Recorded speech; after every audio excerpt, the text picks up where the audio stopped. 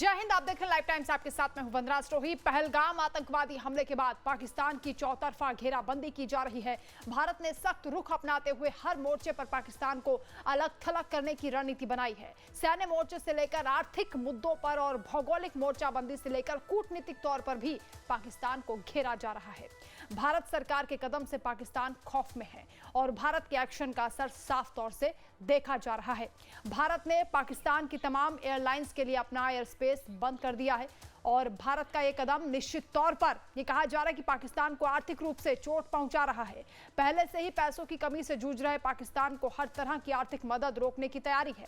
सैन्य तौर पर लगातार इतनी गतिविधियां हो रही हैं कि पाकिस्तान को यह समझ में नहीं आ रहा कि वो किस मोर्चे पर क्या कदम उठाए।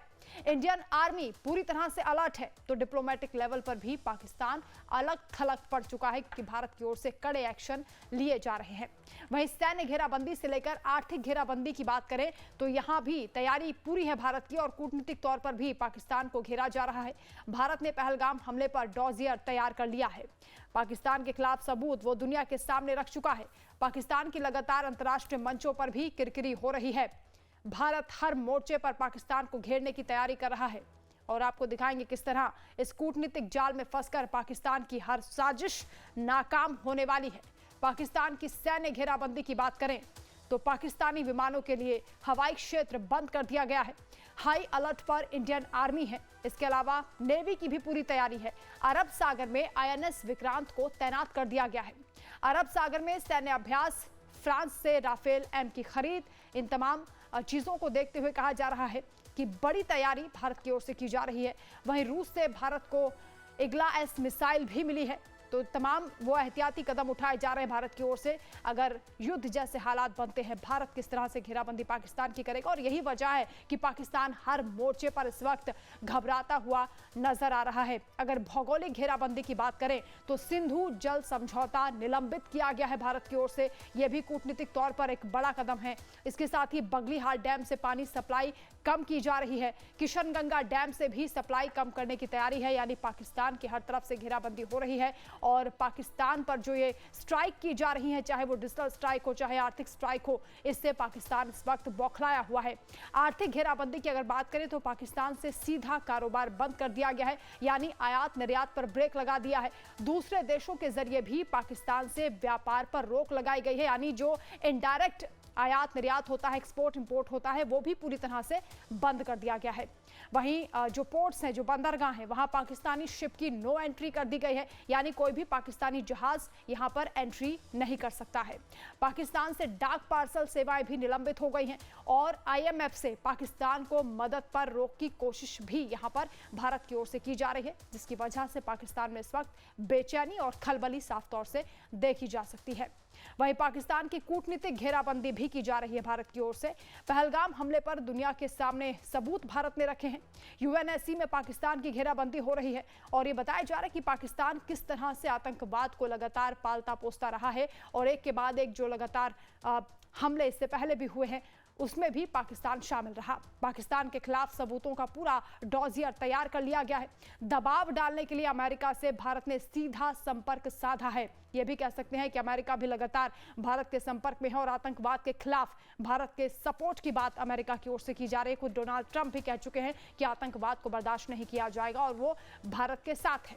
वहीं रूस से भी लगातार भारत बातचीत कर रहा है और तालिबान से भी भारत ने कूटनीतिक संपर्क स्थापित किया है और इसीलिए पाकिस्तान इस बात को लेकर बेचैन है कि आखिर भारत कितनी बड़ी कार्रवाई करने जा रहा है। और अगर बात करें रक्षा मंत्री राजनाथ सिंह की तो उन्होंने भी कह दिया है कि देश की जनता जैसा चाहती है, यानी जैसा आक्रोश इस वक्त देश में देखा जा रहा है, जैसी कार्रवाई लोग चाहते हैं, सरकार वैसा ही कदम उठाएगी। देखिए राजनाथ सिंह के लहजों में पाकिस्तान को चेतावनी साफ देखी जा रही है। और मेरा यह दायित्व है कि अपनी सेना के साथ मिलकर देश के ऊपर आंख उठाने वालों को मुंहतोड़ जवाब दूं। मैं आपको आश्वस्त करना चाहता हूं कि प्रधानमंत्री मोदी जी के नेतृत्व में जैसा आप चाहते हैं वैसा होकर रहे।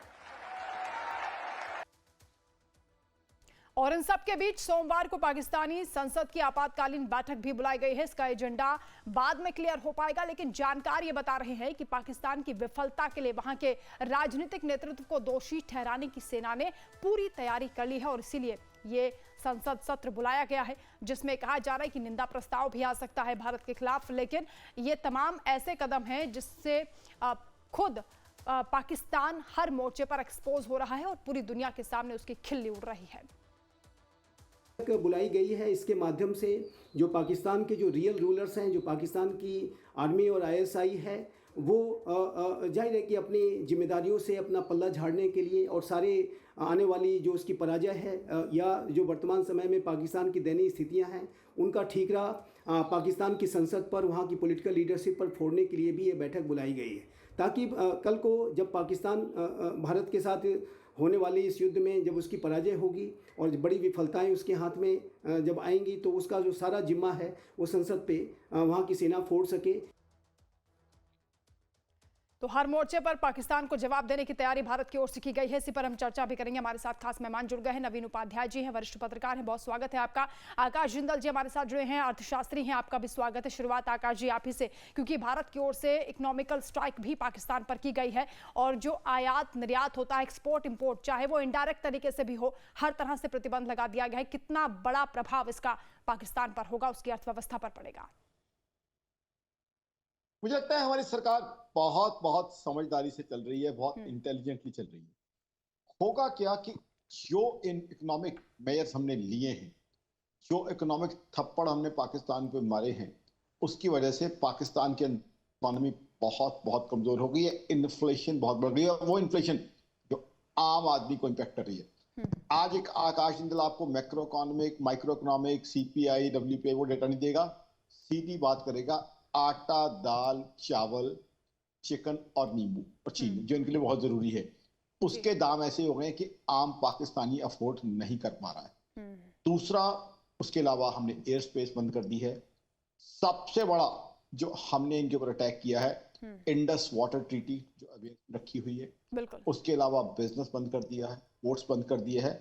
अब उसकी वजह से मुझे लगता है शायद हमारी सरकार की स्ट्रेटजी ये है कि ये इतने कमजोर हो जाएंगे, इतने वीक हो जाएंगे कि उसके बाद हमारी मिलिट्री को बहुत कम एफर्ट करना पड़ेगा अगर हम मिलिट्री एक्शन लेते हैं। 1971 में तो 15-16 दिन लग गए थे, 15 या 16 एग्जैक्टली थे, कुछ डाउट है मुझे तो लगता है अब ये इतने वीक हो जाएंगे, मेरी ऑर्गेनाइजेशन आकाश का मानना है कि 15-16 घंटे तक ठहर नहीं पाएंगे। मैं आपको पूरा डेटा देता हूँ, 10 से 15 बिलियन US डॉलर इनका फॉरेक्स रिजर्व है लेने के। ग्लोबली आप बात कीजिए, मैं तो ग्लोबल चैनल्स पे आता हूँ, लोग हंसते हैं, अरे इससे 2.5 दिन के बाद आपके मिलिट्री के व्हीकल्स में डालने के लिए डीजल तो होगा नहीं, एम्यूनिशन का क्या करोगे, तेल तो होगा नहीं, लड़ोगे कैसे? हफ्ते बाद आपके लोगों के खाना नहीं होगा, कहां से लड़ लोगे, किससे लड़ लोगे, क्या है आपके पास? उसके अलावा अब देखिए, सिंपल सा आप कंपैरिजन देखिए, कहां राजा भोज, कहां गंगू तेली। 22 अप्रैल को यह हादसा हुआ है, उसके बाद भी हिंदुस्तान की मार्केट्स में ग्लोबल मनी रेगुलर आ रहा है, यानी हिंदुस्तान पे अमेरिका, यूरोप, हर तरह के इन्वेस्टर्स का कॉन्फिडेंस है। पाकिस्तान का कराची 100 स्टॉक एक्सचेंज बुरी तरीके से हुआ है। तो मुझे लगता है पहले ये इकोनॉमिकली निचड़ जाए, जब निचड़े हुए हों जिसकी तरफ ये बढ़ रहे हैं, उसके बाद मिलिट्री एक्शन होगा। तो इनमें कैपेबिलिटी नहीं होगी उसको आधा दिन भी टैकल कर पाए। दैट इज परहैप्स, अब मैं परहैप्स ही कहूंगा, मैं तो हम लोग तो अंदाजा लगा सकते हैं, शायद हमारी सरकार इसी समझबूझ को लेकर चल रही है और इनको सबक सिखाना बहुत जरूरी है। बिल्कुल, इस बार माकूल जवाब दिया जाएगा, यही वजह है कि थोड़ा वक्त भी लिया जा रहा है और पाकिस्तान को अलग अलग मोर्चों पर इस वक्त भारत की ओर से जो सख्त कदम उठाए जा रहे हैं उसका नुकसान भी उठाना पड़ रहा है। हमारे साथ नवीन जी भी जुड़े हैं। नवीन जी, क्योंकि पाकिस्तान में तो खुद गृह युद्ध जैसे हालात बने हुए हैं, कई फ्रंट है वहां पर जो खुले हुए हैं। बलूचिस्तान की बात कर लेते हैं तो कई दशकों से आजादी की मांग वहां पर की जा रही है, वहां की आर्मी पर कई बार हमला हो चुका है। खैबर पख्तूनख्वा की बात कर लेते हैं, यहाँ भी 48% आबादी गरीबी रेखा से नीचे है, यानी महागरीबी आप कह सकते हैं इस इलाके में है, और इसका भी जो विरोध है वो लोग बार बार दिखाते हैं। पाकिस्तान के भीतर ही जो आतंकवादी हमला करते हैं वो भी इसी इलाके में रहते हैं। तीसरा जो गृह युद्ध पाकिस्तान में देखा जा रहा है वो गिलगित बाल्टिस्तान को लेकर है। इधर सिंध पंजाब में भी बवाल छिड़ा हुआ, यानी पाकिस्तान तो खुद ही गृह युद्ध जैसे हालातों से गुजर रहा है। इस आतंकिस्तान को जो उसने बनाया है उसका खुद शिकार हो रहा है। देखिए, पाकिस्तान की स्थिति इकोनॉमिकली काफ़ी ख़राब है, और जहाँ तक आर्मी का स्ट्रेंथ भी कंपेयर कीजिएगा तो इंडिया बहुत ही स्ट्रांग कंट्री है, जी। अगर आर्मी के स्ट्रेंथ से भी देखिएगा तो। लेकिन हम इस बात को नहीं मानते हैं कि ये जो मेजर्स लिए गए हैं, इंडस वाटर ट्रीटी का कैंसिलेशन और जो इकोनॉमिक मेजर लिए गए हैं, उसके इतने त्वरित इम्पैक्ट पड़ेंगे कि इंडिया उसके लिए वेट करेगा कि 10 दिन में उसका इम्पैक्ट पड़ेगा और पाकिस्तान एकदम बैंकरप्ट हो जाएगा और तब अटैक कर देंगे और हाफ ए डे में ख़त्म हो जाएगा। उस तरह की कोई चीज़, ये जितने भी स्टेप लिए गए हैं उसके बहुत ही दूरगामी प्रभाव होते हैं, और काफ़ी दिनों के बाद इंडस वाटर ट्रीटी का तो अगले 1 साल तक कोई इम्पैक्ट नहीं पड़ने वाला है, और भी जो मेजर्स लिए गए हैं उसके लॉन्ग टर्म इम्पैक्ट पड़ेंगे। शॉर्ट टर्म उसका कोई भी जो मिलिट्री इंटरवेंशन इंडिया करने वाला है, एग्रेशन करने वाला है, उसका मेरे अनुसार ये इकोनॉमिक मेजर से कोई भी संबंध नहीं है दूर दूर तक, क्योंकि इकोनॉमिक मेजर्स का कल पाकिस्तान के अर्थव्यवस्था या उसकी कूटनीति या उसकी रक्षा व्यवस्था पर कोई शॉर्ट टर्म इम्पैक्ट नहीं पड़ने वाला है। जी। तो एक तो ये बात रही। दूसरा कि देखिए, दूसरा कि अगर आप कन्वेंशनल वॉर की बात करती हैं, यूक्रेन और रशिया का अगर देखिएगा तो Russia many time more powerful है, 2 साल से लड़ाई चल रही है। इजराइल और हमास में कोई कंपैरिजन नहीं था, पूरा यूएस से खड़ा था हमास के साथ, इजराइल के साथ, फिर भी ये काफी दिनों तक संघर्ष चलता रहा, अल्टीमेटली सीज फायर करना पड़ा। कदम ले रहा है, काफी सोच समझ के कदम ले रहा है, एडवेंचर की कोई इसमें जरूरत नहीं। आई थिंक इंडिया जो भी कदम लेगा वो ये मानकर चलेगा कि दिस कैन ड्रैग, दोनों न्यूक्लियर पावर है, और मेरा मानना है कि एयर स्ट्राइक हो सकता है, लेकिन गवर्नमेंट क्या आर्मी क्रॉस करेगा एलओसी एंड इंटरनेशनल बॉर्डर। तो भारत की ओर से हर मोर्चे पर हो रही कार्रवाई का असर पाकिस्तान में दिखने लगा है। आर्थिक असर की अगर बात करते हैं तो यहाँ पाकिस्तान में और भी ज्यादा आर्थिक तंगी के हालात बन सकते हैं। पहले ही पाकिस्तान किस तरह से कंगाल हो चुका है आप जानते हैं। महंगाई के चलते लोग बेहद परेशान हैं, और पाकिस्तान में लगातार जिस तरह से भारत की ओर से स्ट्राइक की जा रही हर एक मोर्चे पर, उसका बखूबी असर भी देखना शुरू हो चुका है। पाकिस्तान में और ज्यादा आर्थिक तंगी के हालात होने वाले हैं ऐसा कहा जा रहा है, और दूसरे देशों से मदद में भी मुश्किलें पाकिस्तान को आने वाली हैं, क्योंकि पाकिस्तान तो ऐसा मुल्क है जो दूसरे देशों के सामने हाथ फैलाता है, क्योंकि कंगाली की कगार पर खड़ा हुआ है और पूरी तरह से अब खोखला होने वाला है। वहीं IMF, वर्ल्ड बैंक से भी मदद में पाकिस्तान को दिक्कत हो जाएगी, क्योंकि आतंकवाद के मोर्चे पर भारत अब उसे एक्सपोज कर रहा है। वहीं महंगाई की बात करें तो बेतहाशा बढ़ोतरी पाकिस्तान में महंगाई को लेकर हो सकती है, और आवश्यक वस्तुओं की भी कमी हो जाएगी, क्योंकि आयात निर्यात पर भी ब्रेक लगा दिया गया है। इसके अलावा जो दूसरे देशों से भी सपोर्ट मिलता है वो भी पाकिस्तान को नहीं मिल पाएगा। तो पाकिस्तान की सोसाइटी पर भी इसका असर दिख रहा है। भारत के कदमों का असर दूरगामी होना तय है, जिसमें कई तरह के कदम है। आपको बता दें कि पाकिस्तान की जनता में इस वक्त डर का माहौल बन चुका है, क्योंकि पाकिस्तान जिस तरह से नेस्तनाबूद हो रहा है और भारत की ओर से एक के बाद एक लगातार कड़ी कार्रवाई की जा रही है, और पूरी दुनिया में पाकिस्तान को लेकर चर्चा हो रही है कि पाकिस्तान कैसे आतंकिस्तान बना, और कैसे खुद उन्हीं के नेता इस बात को कबूल कर रहे हैं। और अगर भारत की ओर से कोई बड़ी कार्रवाई की जाती है तो पाकिस्तान का हश्र क्या होगा, इसकी भी चर्चा हो रही है। पाकिस्तान के नेतृत्व पर दबाव बढ़ सकता है। जो कार्रवाई इस वक्त भारत की ओर से की जा रही है उसका असर पाकिस्तान पर होगा। पाकिस्तानी नेतृत्व से लोगों की नफरत और ज्यादा बढ़ जाएगी। हालांकि पहले से ही लोग काफी परेशान हैं पाकिस्तान की सरकार से, वहां की सेना से। वहां की आवाम रह रहकर प्रदर्शन भी करती है, अलग अलग हिस्सों में गृह युद्ध जैसे हालात बने हुए हैं।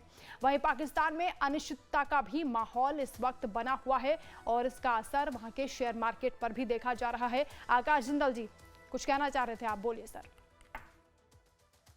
जी, हमारे मित्र नवीन जी ने कुछ बातें कही हैं, इनका पूरा सम्मान करते हुए मैं कुछ बताना चाहता हूं। इन्होंने कहा है कि इकोनॉमिक मेजर का असर 1 साल बाद हो।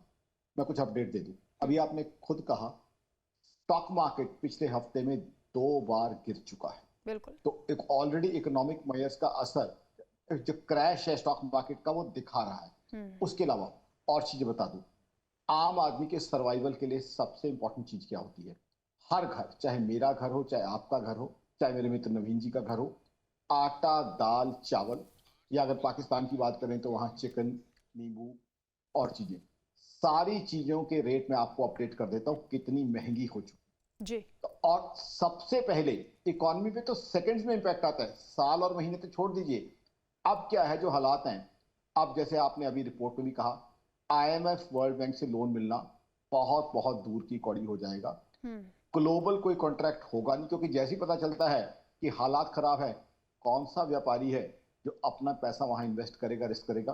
तो इकोनॉमिक मेजर्स का तो सेकंड्स में, कौन से साल, सेकंड्स में इंपैक्ट आना शुरू हो जाता है और ऑलरेडी इंपैक्ट आ रहा है। अब जब वहां भूख बढ़ेगी, तंगहाली बढ़ेगी, इन्फ्लेशन बढ़ेगी, तो सबसे पहले तो सरकार को जवाब देना होगा, उनकी आईएसआई को, पाकिस्तान की आईएसआई को, मिलिट्री को, सरकार को, जनता को जवाब देना होगा कि ये कर क्या रहे हैं। मुझे तो लगता है, मेरी ऑर्गेनाइजेशन आकाशचंद्र.in का मानना है कि हफ्ता और ये हालात चलते रहे तो वहां की जनता ही सरकार से पूछेगी, आईएसआई से पूछेगी, पाकिस्तान की मिलिट्री से पूछेगी कि आपने ये क्या बखेड़ा खड़ा कर लिया है, क्यों आप हिंदुस्तान में आतंकवाद पैदा करते हो। और इधर हम जो है भूख और महंगाई के कारण परेशान हैं, बेहाल हो रहे हैं। अब देखिए, आज कोई ग्लोबल इन्वेस्टर तो पहले नहीं करता था, आज कोई इनसे कॉन्ट्रैक्ट साइन करेगा? नहीं करेगा। आज आईएमएफ, वर्ल्ड बैंक को लेंडिंग करेगा? नहीं करेगा। आज 10 बिलियन से 15 बिलियन यूएस डॉलर होता क्या है जनाब। अब बात आएगी कहीं ना कहीं चाइना की। तो चाइना का मैं सभी ग्लोबल चैनल पे बता रहा हूँ, चाइना जो कहते हैं कि हमें बहुत प्यार करता है, मेरी ऑर्गेनाइजेशन आकाशचंद्र.in का मानना है चाइना जितना एक्सप्लॉइट पाकिस्तान को किसी ने नहीं किया। अभी पाकिस्तान के पास ले दे के एक प्रोजेक्ट है सीपैक, जिसको वो बड़े चौड़े होते हैं कि हमारा इंफ्रास्ट्रक्चर प्रोजेक्ट है। चाइना ने इंफ्रास्ट्रक्चर फंडिंग की है 4% रेट ऑफ इंटरेस्ट पे, जो ग्लोबली जो भी जानते हैं लाफेबल रेट ऑफ इंटरेस्ट है। चाइना ने पाकिस्तान की इकोनॉमी का बैंड बजा के रखा हुआ है, बहुत बुरी तरह एक्सप्लॉइट किया हुआ है, ऑब्सोलीट पावर जनरेशन मशीनरी बेची है उन्हें एक्सॉर्बिटेंट प्राइसेस पे। तो आज की तारीख में जब जनता भूख से बिलबिलाएगी, जब आपके पास फ्यूल नहीं होगा, एम्यूनिशन तो छोड़ दीजिए, कैसे लड़ाई लड़ेंगे? तो आप जब सूखे कपड़े की तरह निचुड़ जाएंगे तो जाहिर सी बात है, हमारी मिलिट्री, हमें अपनी मिलिट्री पे नाज है, हमारी मिलिट्री शौर्य से भरपूर है, लेकिन हम क्यों इनके ऊपर अपनी मिलिट्री जो है का अपना इतना एफर्ट लगाएं? तो जब ये निचुड़ जाएंगे तो हमारी मिलिट्री को टाइम ही लगेगा। और जहां तक बात है सालों की, जनाब हम तो दिखा चुके हैं, 71 पाकिस्तानी नहीं भूलेंगे, 15 दिन था, 15.5 दिन था, 16 दिन था, सरेंडर करके गए थे कि नहीं गए थे? 15 तो हमने तो करके दिखाया हुआ है, हिंदुस्तान के शूरवीरों ने करके दिखाया हुआ है। 15 से 16 दिन के अंदर सरेंडर करके गए थे जनाब। और मुझे नहीं लगता इस वक्त 15 से 16 घंटे लगेंगे। खलबली तो पहले से मची हुई है, बिल्कुल पहले से ही मुंह की खाया हुआ है पाकिस्तान, और यही वजह है कि इस वक्त जो खलबली पाकिस्तान में देखी जा रही है, बेचैनी है, खौफ है। और नवीन जी, क्योंकि पाकिस्तान की ओर से कहा जा रहा है कि वहां के प्रेसिडेंट ने आपातकाल के लिए एक संसद सत्र भी बुलाया है, और रात भर, क्योंकि बार बार कभी प्रेस कॉन्फ्रेंस हो रही है, बड़ी बड़ी घोषणाएं की जा रही है, रात भर पाकिस्तान की नींद उड़ी हुई है। क्या लगता है आपको संसद सत्र में क्या होगा?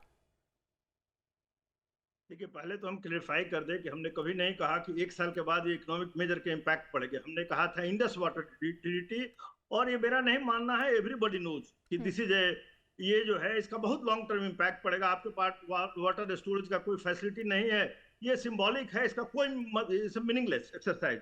और भी बहुत सारे जो एक्सरसाइज है आप पर भी पाकिस्तान ने जो कदम उठाए हैं, मान लीजिए आपके एयर स्पेस बंद कर दे, आपके इंडिगो और इंटरनेशनल फ्लाइट को डाइवर्ट करके जाना पड़ रहा है, आपके एयरफेयर मांगे हो रहे हैं। ये देखिए, ये जो इकोनॉमिक मेजर है वो इम्पैक्ट पड़ते हैं, और दूरगामी और बहुत सीरियस इम्पैक्ट पड़ेंगे। लेकिन हमारी आर्मी ये इस बात का वेट नहीं करने वाली है कि पाकिस्तान इकोनॉमिकली डिस्ट्रॉय हो जाएगा, उसके बाद हम जाएंगे और कैप्चर कर लेंगे पाकिस्तान के। वो सब कुछ नहीं होने वाला है। मेरे अनुसार India will strike within a week, कभी भी स्ट्राइक हो सकता है नेक्स्ट 2-3 दिन में, और उस समय तक ये इकोनॉमिक मेजर का कोई मतलब नहीं रहेगा मेरे अनुसार। These are definitely good measures, लेकिन इसका कोई रिलेशन इंडिया के जो इमिनेंट मिलिट्री स्ट्राइक है उससे है। और जहां तक इस बात का सवाल है कि कितने घंटों में ये वार सेटल हो जाएगा, हम एक्सपर्ट नहीं, हम नहीं कह सकते हैं। लेकिन ग्लोबली जो ट्रेंड हम देख रहे हैं वर्ल्ड में, जो भी अगर आज 2 आर्म्स पावर्स के बीच में जो अगर लड़ाई होगी, तो I think it can drag on. वो इंडिया डेफिनेटली, इंडियन लीडरशिप जो है इस बात को समझ रहा है कि थिंग्स कैन ड्रैग ऑन। और मेरा मानना है कि जो भी गवर्नमेंट कर रही है वो बहुत सोच समझ के कर रही है। They are not getting into this war mongering कि इमीडिएटली कल स्ट्राइक कर दिया जाए। बिल्कुल, यही बात राजनाथ सिंह की ओर से कही भी गई है कि जैसा देश चाहता है वैसी ही कार्रवाई भारत बिल्कुल करने वाला है। आकाश जी, क्योंकि इससे पहले हम सिंधु की बात कर रहे थे, अब चिनाब नदी का पानी भी रोका जा रहा है पाकिस्तान के लिए, और इसके साथ ही झेलम नदी के पानी को भी कहा जा रहा है कि कम किया जाएगा। कितना बड़ा इम्पैक्ट पाकिस्तान पर इस वक्त देखा जा रहा है?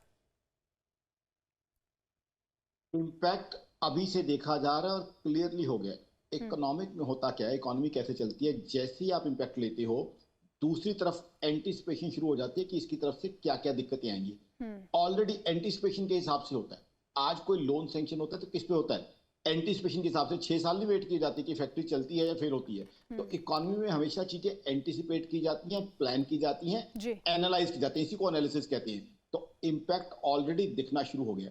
अब जो बात हुई हिंदुस्तान की इकोनॉमी पे, हिंदुस्तान की इकोनॉमी तो जरा 22 अप्रैल के बाद हमारे यहाँ ग्लोबल इन्वेस्टर्स का डेटा दे देता हूँ, सारी दुनिया से लोग इन्वेस्ट कर रहे हैं। दूसरा, हमारी पावर देख लीजिए, 9.2% की जीडीपी ग्रोथ हमने पिछले साल अभी जो है 2023-24 में एग्जिबिट की है, जो America, China, Germany, Japan, Pakistan तो भूल ही जाइए, सबसे ज्यादा तेज है।